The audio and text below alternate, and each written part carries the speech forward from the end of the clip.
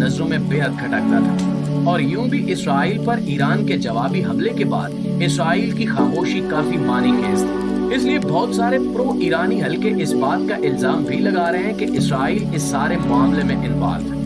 कुछ लोग तो ये भी कह रहे हैं कि ईरानी सदर के हेलीकॉप्टर को किसी न किसी खुफिया किस्म की मिसाइल या रॉकेट से निशाना बनाया गया है, जिसकी वजह से वो शहीद हो गए। रात गए ईरानी पासदाराने इनकिलाब की फौज की जानिब से ईरानी सदर इब्राहिम रईसी और ईरानी वज़ीर खारजा अब्दुल्लेहान की मौत की कंफर्मेशन कर दी गई है और पूरे ईरान में शोक के बादल छा गए। आज की इस वीडियो में हम बात करेंगे कि ईरानी सदर की मौत के पीछे क्या अवामिल हो सकते हैं और क्या इस मामले में इसराइली हाथ इन्वॉल्व हो सकता है या नहीं, और अगर ऐसा होता है तो आखिर इसराइल ने इसके लिए कौन सा तरीका इख्तियार किया होगा। नाज़रीन, तकरीबन एक माह कबल इसराइल की जानिब से दमिश्क में मौजूद ईरानी सिफारत खाने की इमारत पर F-35 हथियारों की मदद से हमला किया गया। इसके जवाब में ईरान ने सिफारत खाने पर हमले का इंतकाम लेते हुए तकरीबन 300 से 400 ड्रोन्स और 70 के करीब मिसाइल से इसराइल पर हमला किया। कुछ रिपोर्ट्स के मुताबिक इसराइल को इससे इतना नुकसान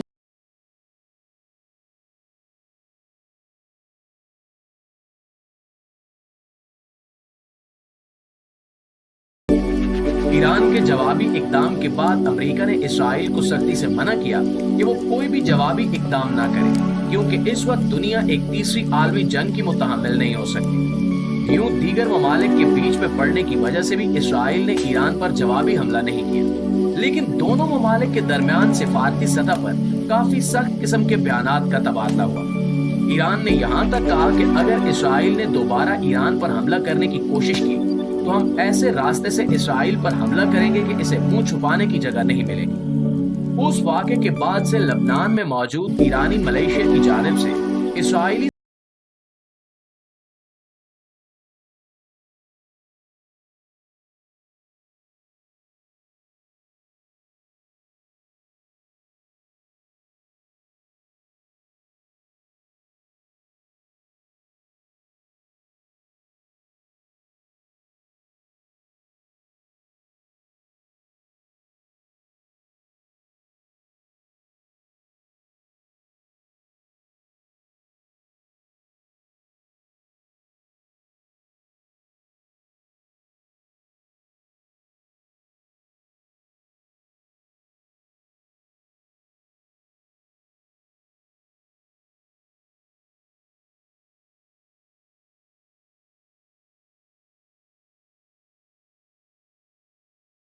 स्ट्रैटेजिक नुकसान पहुंचाया है। जाहिर सी बात है कि हिजबुल्लाह के लिए ये सब ईरान की पुष्टपनाही के बगैर मुमकिन नहीं था और ईरान इस तरह के हमलों से इसराइल को इस कदर कमजोर करना चाहता था कि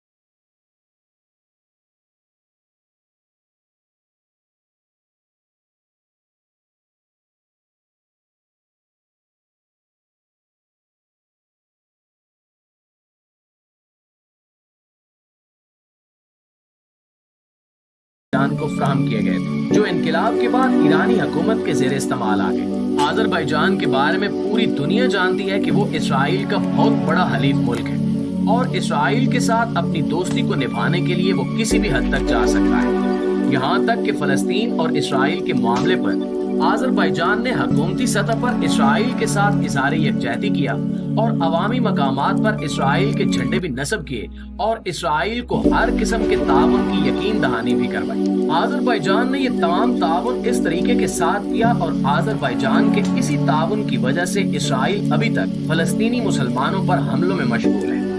दिफाई माहिरीन का ख्याल है कि इस सिलसिले में आज़रबाईजान ने अहम किरदार अदा किया है, क्योंकि वो ईरानी सदर की वापसी के रूट से आगाह था। ईरानी सदर कल दोपहर के बाद आज़रबाईजान से वापस रवाना हुए और इनके हेलीकॉप्टर के साथ इनके 2 स्क्वाड हेलीकॉप्टर भी मौजूद थे।